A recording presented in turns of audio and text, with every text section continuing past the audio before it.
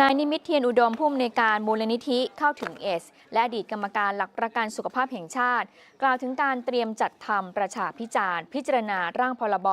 หลักประกันสุขภาพแห่งชาติที่จะดำเนินการภายในเดือนมิถุนายนนี้โดยระบุว่ามีข้อกังวลเกี่ยวกับประชาพิจารณ์ก็คือประชาชนที่มีสิทธิพูดเกี่ยวกับการแก้ไขกฎหมายครั้งนี้จะต้องเป็นผู้ที่ลงทะเบียนก่อนเท่านั้นขณะที่ผู้ที่ต้องการแสดงความเห็นแต่ไม่อยากลงทะเบียนกลับต้องรอโดยเท่าที่ทราบมาคณะกรรมการแก้ไขกฎหมายจะรับฟังและบันทึกเฉพาะประเด็นที่ต้องการให้เกิดการแก้ไขเท่านั้นส่วนประเด็นอื่นๆที่อยู่ในความกังวลของประชาชนจะไม่มีการบันทึกไว้ซึ่งหากกรณีนี้เป็นเรื่องจริงก็ถือว่าเป็นเวทีประชาพิจารณ์ที่น่าผิดหวังค่ะสำหรับกระบวนการแก้ไขกฎหมายหลักประกันสุขภาพในประเด็นการเปิดรับฟังอย่างแพร่หลายยังเป็นเรื่องที่น่ากังวลเพราะว่ายังมีอีกหลายเรื่องที่ประชาชนต้องการให้เกิดการแก้ไข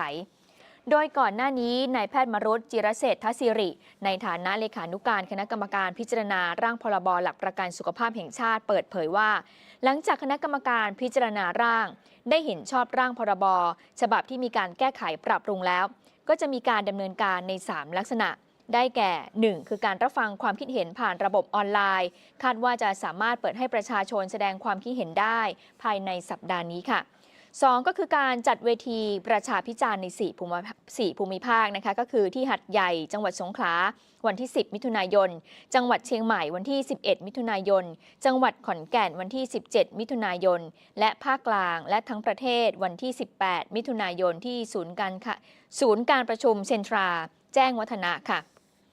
และ3นะคะคือการรับฟังความคิดเห็นจากผู้เชี่ยวชาญโดยเชิญผู้แทนจากทุกภาคส่วนที่เกี่ยวข้องเพื่อปรึกษาหารือถึงเป้าหมายและผลกระทบที่จะเกิดขึ้นจากการยกร่างพรบฉบับใหม่นี้จะจัดขึ้นในวันที่ 20 ถึงวันที่ 21 มิถุนายนค่ะ